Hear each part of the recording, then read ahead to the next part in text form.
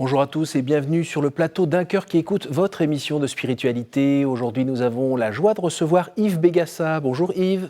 Bonjour. Merci d'être venu du Berry pour nous partager votre chemin de foi, votre conversion, et puis aussi nous dire un petit mot sur Jésus-Christ est le seul sauveur, et toi, veux-tu être sauvé ? Un grand livre édité par Pierre Téqui Catéchèse. Vous allez nous dire un petit peu pourquoi vous avez écrit ça et à qui cela s'adresse. Mais juste avant, je vous invite à nous lire un extrait de texte de votre choix.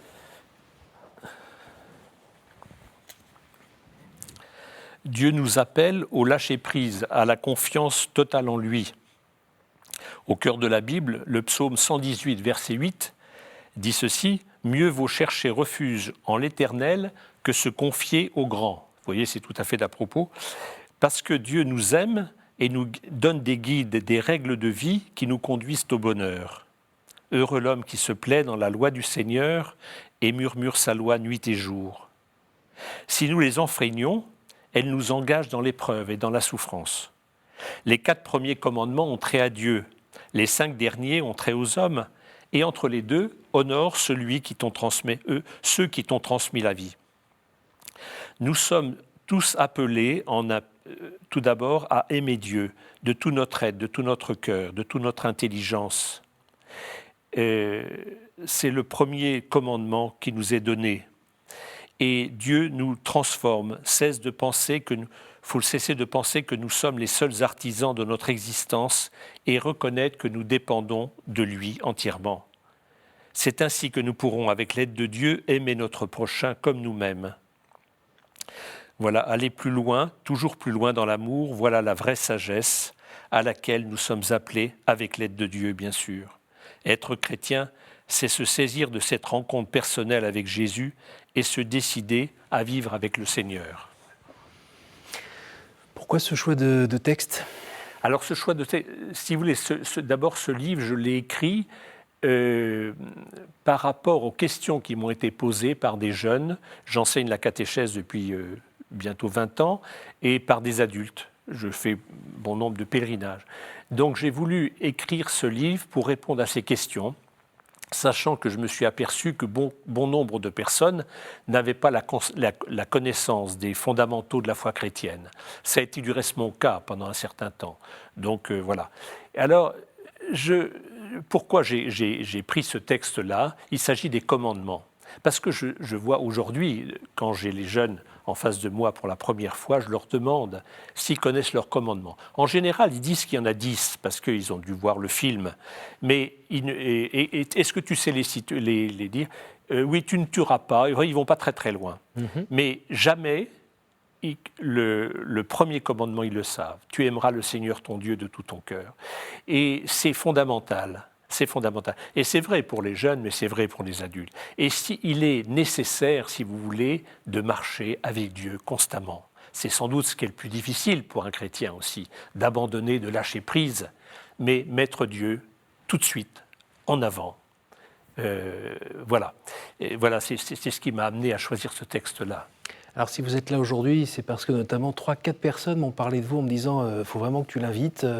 Puis après j'ai reçu votre livre et puis notamment c'était une personne qui travaille dans une école où vous avez fait du catéchisme aussi. Notre-Dame de France. Notre-Dame de France. Et là je me suis dit, bon, parce qu'il y a beaucoup de personnes qu'on peut inviter ici, mais je me suis dit, tiens, un catéchiste recommandé par 4 personnes, allons-y. Donc, nous sommes heureux de vous accueillir ici. Merci beaucoup. En regardant d'un petit peu plus près votre parcours, on voit que si vous êtes tombé dedans quand vous étiez plus jeune, vous en êtes ressorti aussi un moment, puis pendant une vingtaine d'années, avant d'y retomber dedans à nouveau. Alors, est-ce que vous pourriez un petit peu nous raconter ce parcours, ce périple ? Oui, très, très brièvement. J'ai eu la chance d'avoir des parents, des grands-parents catholiques chrétiens engagés. Et je me suis posé la question d'être prêtre. Mais alors donc j'ai passé la 6e, la 5e, la 4e dans un petit séminaire dans le Berry. Et j'ai considéré que ce n'était pas ma vocation. Alors pour repréciser, le petit séminaire, c'était... Le petit séminaire, c'est un collège-lycée qui conduit, pas nécessairement, mais majoritairement, si vous voulez, au grand séminaire, où là, on est formé en théologie, en philosophie, etc., comme les gens le sont aujourd'hui pour être prêtre. Voilà.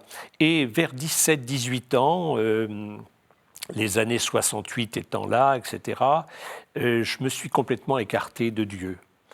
Le Seigneur s'est jamais écarté de moi, mais moi, Dieu n'était pas dans ma vie. Et plutôt par facilité, ça s'est fait tout seul? Ça s'est fait tout seul. Ou tout d'un coup, vous avez fait un bras d'honneur et vous êtes parti dans le sens opposé? Ça s'est fait d'une manière progressive, oui, oui. Mais j'ai eu la chance de rencontrer ma future épouse et avec laquelle nous sommes mariés religieusement et qui a conduit nos enfants, nous avons 3 enfants, au catéchisme, etc. Mais moi, je ne pratiquais pas. Et puis un jour, quand j'avais 38 ans, donc une vingtaine d'années plus tard, le Seigneur m'a rattrapé parce que ma mère avait un cancer, avait 62 ans. On est en 86 à peu près? On est en 84 là, 84, et elle apprend qu'elle a un cancer à évolution lente et que dans 18 mois, elle serait décédée. Et on arrive à la fin de ces 18 mois, c'est en janvier 85, mon père m'appelle et il dit, maman a demandé le sacrement des malades, si tu veux être présente, tu peux venir. Et j'y suis allé, et autour de son lit, il y avait une dizaine de personnes, de ses amis qui étaient là, tous les gens pleuraient, et maman avait les yeux rivés sur le Christ, avec une profondeur, une sérénité, quelque chose qui m'a transformé, touché.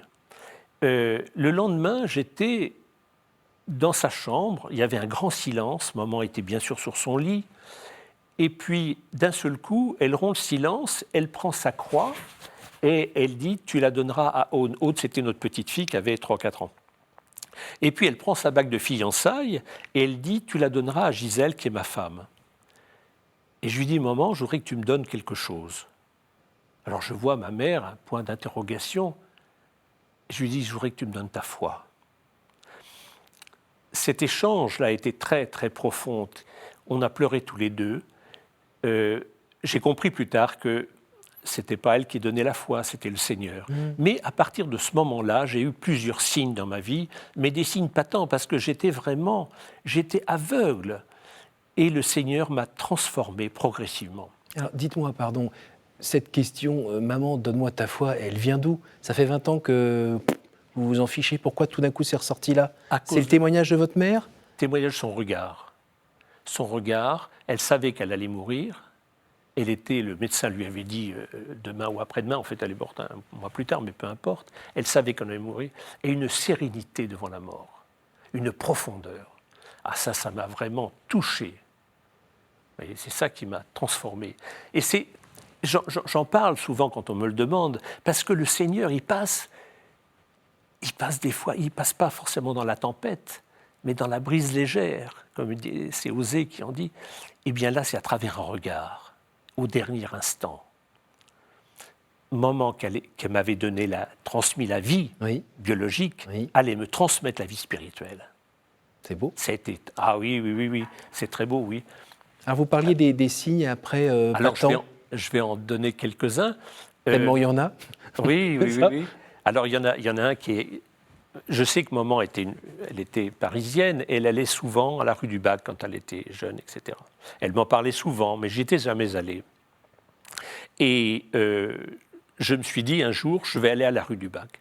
Je vais à la rue du Bac, il y avait un office, les gens priaient, donc j'observais, je regardais, et d'un seul coup, je ressens un amour, mais quelque chose de très fort, une passion, si vous voulez, mais je ressentais que cet amour ne venait pas de quelqu'un. Et je ne comprenais pas. Et je suis sorti de la chapelle à la fin de la messe, et ça s'est dissipé. Bon. Mais je l'avais vraiment en mémoire. Et puis, 8 jours après, je monte dans ma voiture, je m'assieds, et puis là, il y avait sur le trottoir, il y avait une feuille comme genre Figaro ou François, je ne sais pas, et puis un coup de vent, et la feuille se déplace et vient juste ici, avant que je ferme ma portière, et je vois « ne crains pas ». Je ne vois rien d'autre, « ne crains pas ». Alors ça m'a troublé, je me dis « ne crains pas, n'aie pas peur de quoi ?» Et j'ai compris plus tard, j'ai su que « ne crains pas », je crois que c'est écrit 366 fois dans la Bible tous les jours, « n'aie pas peur ». Et donc, je suis troublé, je rate le périphérique, je vais dans la banlieue, je m'arrête à un feu rouge, mon regard se porte sur un poteau télégraphique et il y avait marqué en rouge « Jésus t'aime ». Et ces trois, si vous voulez, éléments, mais je comprenais que le Christ, il était présent, qu'il m'aimait tel que j'étais, et il était là. Et l'amour qu'il m'a donné à la rue du Bac, voilà, il me le confirmait. Voyez. Alors, ça a été un signe très très fort. Un autre signe que je peux vous donner aussi, un jour, j'étais pas retourné à la messe, aux offices, je faisais mon jogging le dimanche matin, et puis un jour, un samedi après-midi, il faisait chaud, il était à peu près 15 heures, la porte de l'église de ma paroisse était ouverte, je ne rentrais jamais dans cette église, Saint-Pierre-Saint-Paul, et puis je rentre dans cette église, il n'y avait personne. Je vais vers l'autel, et à côté, il y avait un pupitre avec l'évangile qui était ouvert. Et je vois je lis la Bible, frappe à ma porte, je t'ouvrirai. Je ne vois rien d'autre encore. Alors là, cette phrase m'a complètement envahi. Frappe à ma porte, je t'ouvrirai. Et là, j'ai dit au Seigneur, écoute, si tu es là vraiment, je suis revenu à la messe tous les dimanches et j'étais au fond de l'église, à droite, derrière le pilier. Et voilà, et j'ai commencé à suivre les offices et puis j'ai jamais cessé. Et le dernier point qui m'a vraiment transformé, c'est une religieuse qui m'a dit « Yves, la Vierge apparaît à Medjugorje ». Je dis « C'est pas possible, elle est apparue à Lourdes il y a 150 ans, mais à Medjugorje, qu'est-ce que ça veut dire ?» Si, je vous assure, on en vient, elle apparaît tous les jours depuis 1981. On était en 92, 93. Et alors, vraiment, j'étais... Et le soir, je rentre à la maison, mes trois enfants me disent « Papa, alors qu'est-ce qu'on fait cet été, etc. » Alors je lui dis « Écoutez, on part en Yougoslavie. »« Ah oui, d'accord. » J'ai dit « Attention, c'est un pèlerinage. »« Ah oui, on y va quand même. » Alors j'ai pris tous les billets, on est parti. Et là, ça a été, je ne veux pas raconter l'histoire de chacun, mais en ce qui me concerne, si vous voulez, ça a été... je suis tombé dans le repos dans l'esprit. Vous pouvez repréciser ce que c'est ? Le repos, un prêtre m'a béni, si vous voulez, a béni mon épouse aussi, et vraiment j'ai été rempli de l'Esprit Saint. Et il y a eu un avant et un après dans ma vie. Et le phénomène mystique que j'ai vécu ces derniers jours, ces moments-là, j'avais envie de prier dans le silence, mais j'aurais pu prier 7 heures, 8 heures. Je ne m'arrêtais pas. Une petite précision quand même. On ne peut pas dire que vous soyez quelqu'un de super mystique depuis que vous avez ouvert un œil. Et votre parcours professionnel n'est pas du tout dans ces zones-là, artistiques ou autres. Non. Qu'est-ce que vous avez fait comme... Alors, parcours professionnel, j'étais ingénieur commercial chez les grands constructeurs pendant 10 ans. Et après, j'ai fait du management commercial tout le reste de ma carrière professionnelle. D'accord, dans des grandes boîtes Toujours dans les grandes boîtes, IBM, Control Data et Bull. D'accord. Oui, donc c'est pas tout à fait l'esprit. Non. Il souffle là-bas aussi, mais pas de cette manière-là. Ah oui, pas de cette manière-là. Et puis c'est vrai, durant une partie de ma vie, pendant 20 ans, si vous voulez, j'étais complètement indifférent. Je travaillais pour gagner de l'argent, pour asseoir ma famille, etc., m'occuper de mes enfants, mais j'étais beaucoup dans le business. Alors il n'y a pas une partie de vous qui a râlé devant ces signes, devant cette conversion, cet amour que vous receviez? Il n'y a pas la raison, ou ce qu'on croit être la raison, qui a dit « Oh, qu'est-ce qui m'arrive? Je m'enflamme là ». Non, je dois dire, j'ai tellement été touché, aimé dans ma chair qu'il n'y avait plus de doute. Ils vous ont reconnu à la maison? Alors, c'est une bonne question parce que bon nombre de mes enfants, oui. D'ailleurs, les enfants, l'aîné avait 20 ans, ma fille en avait 18, et là, il partait quitter la maison, il partait faire des études. Et le dernier, qui avait 12 ans, on a commencé à prier avec lui. Tous les trois, on priait tous les jours avec lui. Et je peux vous assurer que c'était tout à fait différent. Tout à fait différent. Alors, effectivement, certains de nos amis ont dit « mais qu'est-ce que ça veut dire? Ils sont tombés dans une secte, etc. » Voilà. Et votre épouse, donc vous disiez qu'elle... On a eu la chance. Gisèle a eu la chance aussi de vivre des moments extraordinaires à Medjugorje, et on a la chance de vivre notre foi et notre pratique en couple. Alors ça, c'est un cadeau immense. Cadeau immense. Tous les jours, on prie ensemble, tous les jours, depuis 25 ans. Ça, c'est un cadeau, je souhaite à tout le monde. Vous voyez, Alors, quand on a reçu un cadeau comme ça, cette rencontre comme ça, dès qu'a sonné l'heure de la retraite, vous vous êtes engagé dans le caté, dans quoi d'autre? C'est ça. C'est-à-dire qu'à partir du moment où j'ai eu cette conversion, je me suis dit, mais maintenant, tu fais du business, qu'est-ce que tu peux faire? Alors j'ai commencé, je n'avais pas de temps, j'étais dans les avions, les hôtels, tout ça. Alors je suis allé voir le Secours catholique et ils m'ont dit, écoutez, vous pourriez peut-être écrire aux prisonniers. Alors ça ne me prenait pas beaucoup de temps, le temps d'écrire par le Secours catholique, d'envoyer ça à la prison, venir, etc. Bon voilà, je faisais 2 lettres par mois et c'était tranquille. Et puis, 2 ans plus tard, le Secours catholique m'appelle en disant, écoutez, il y a une conférence sur les prisons, est-ce que ça vous intéresserait? Ah ben oui. Alors je vais à Nanterre. Et là, je rencontre Serge et la sœur Marie-Agnès. Alors Serge était un garçon, il avait fait 3 ans de prison, 5 ans de prison, 7 ans de prison. Et donc au total, ça lui faisait à peu près 12 ans de prison pour vol à main armée. Et Serge avait une conversion très forte. Et avec la sœur, alors ça c'est très beau, ils ont monté une association qui s'appelle Lève-toi et marche pour accueillir des sortants de prison et des gens de la rue. Alors ils m'ont invité dans cette association et j'y suis resté pendant 25 ans. J'étais même président à la fin parce que Serge est décédé, la sœur aussi. Et je me suis dit, parce que là j'étais toujours dans l'activité professionnelle, qu'est-ce que je peux faire? Les gens qu'on accueille, ils ont un logement, mais maintenant il faut qu'ils aient un emploi.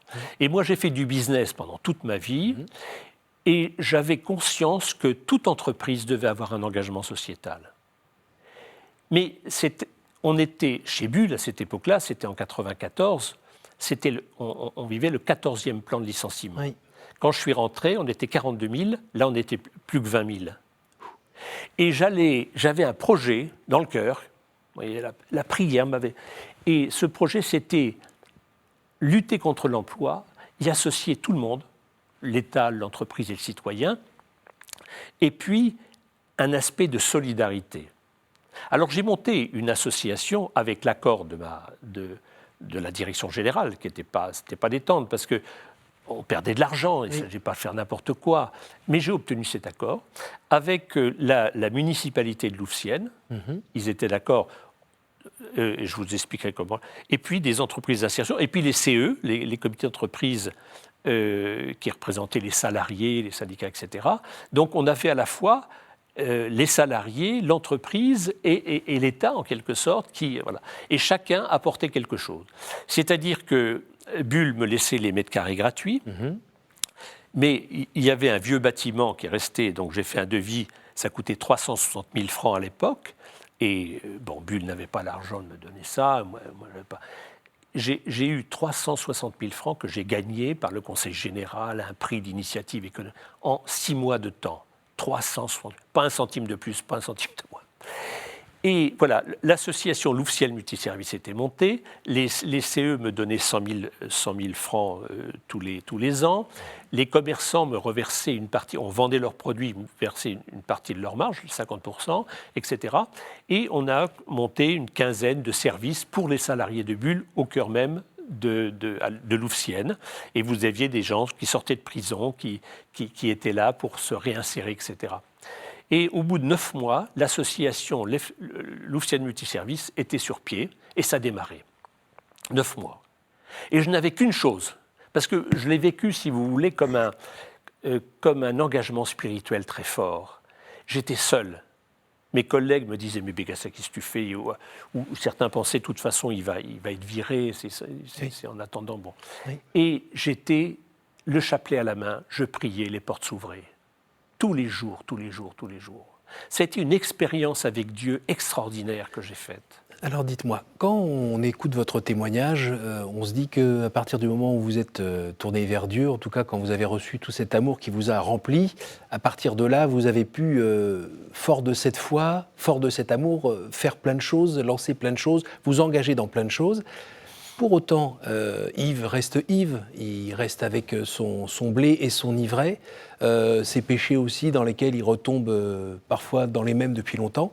Comment on arrive à vivre ça, cette tension entre tous ces cadeaux reçus et toujours notre pauvreté? Est-ce qu'il n'y a pas un moment où on se dit que vraiment on est trop nul et la miséricorde finalement elle va peut-être pas nous toucher parce qu'on a tellement reçu, on se trompe encore, on faute encore? Oui, mais la miséricorde, elle est tellement forte que ça m'a jamais, je me suis jamais interrogé là-dessus. Vous voyez, au contraire, vis-à-vis des personnes que j'avais qui sortaient de prison, Oui. on a réussi à leur redonner un élan, une dignité, parce que justement, grâce à la miséricorde de Dieu, parce que le Seigneur est bien plus grand que ça. Et ça, moi, j'en ai pas souffert, mais je vois des gens qui avaient passé 10 ans, 14 ans en prison, etc., mais qui ont regagné pour eux, maintenant, ils ont regagné un sens à leur vie, vous voyez, grâce à ça, grâce à Dieu, et ces gens-là prient aujourd'hui. C'est extraordinaire. Donc vous n'avez pas eu d'état d'âme de cette nature? Personnellement, non. Non. Personnellement, non. La miséricorde de Dieu, elle est tellement grande que, oui, non, ça m'a... Et l'histoire de la transmission auprès de ses enfants et de ses petits-enfants, vous avez des petits-enfants aujourd'hui? Oui, on a 10 petits-enfants. Alors ça, c'est un bonheur. Alors, bon, ils me voient prier avec mon épouse, ils me voient prier le rosaire, alors le chapelet. Alors, ils disent, grand-père, on peut prier avec toi? Alors, des fois, ils viennent prier avec moi. Mais tu ne peux pas nous donner un chapelet? Je vais t'en donner un. Alors, je ne sais pas s'ils continuent, mais des fois, ils continuent, ils me le disent. Oui, ça c'était... Puis on fait et avant de déjeuner, on prie aussi. Vous voyez, ça c'est important. C'est important et c'est tel cadeau. C'est immense quand ces enfants prient, c'est quelque chose qui va directement auprès du Seigneur, qui les touche. Hein. Oui, le Seigneur nous a exaucés à travers mes brus, à travers mon gendre, à travers mes enfants, et puis ses petits-enfants. C'est toujours des merveilles. Alors on remercie Dieu, et puis votre maman qui de là-haut garde un petit œil sans doute, sur la couvée. On arrive à la fin de cette émission. Je vais vous demander de me dire un chiffre entre 1 et 9, s'il vous plaît. Alors, 3. Quelle est pour vous la plus grande vertu? La plus grande vertu, je ne sais pas, peut-être l'humilité? Entre 1 et 8. 7. Quelle est votre prière préférée? C'est le rosaire et la consécration à la Vierge Marie de Saint-Louis Grignon de Montfort. Mais le rosaire parce que je le récite tous les jours. Oui. Entre 1 et 7. Entre 1 et 7, 6. Quelle est pour vous la plus belle fête? La plus belle fête, c'est Pâques. Pourquoi? La résurrection, c'est la grande fête de l'Église. Le Christ a tout donné pour nous et pour que nous ayons la vie éternelle. C'est extraordinaire. Ça me dépasse. Vous la souhaitez, cette vie éternelle? Oui. Non seulement je la souhaite, mais je la veux. Merci beaucoup Yves, merci d'être venu nous partager votre vie de foi, qu'on voit bien dans votre regard lumineux et votre sourire. Je rappelle le titre de votre livre, Jésus-Christ est le seul sauveur, et toi, veux-tu être sauvé? Aux éditions Pierre Tecky Catéchèse. Alors on voit bien que c'est marqué lycée en haut à droite, mais en fait ça s'adresse aussi aux parents qui ont besoin d'être catéchisés. Aujourd'hui, il n'y a pas de souci. Merci beaucoup. Merci à vous tous pour votre fidélité. N'hésitez pas à partager cette émission grâce à notre site www.ktotv.com. Et je vous donne rendez-vous à tous la semaine prochaine.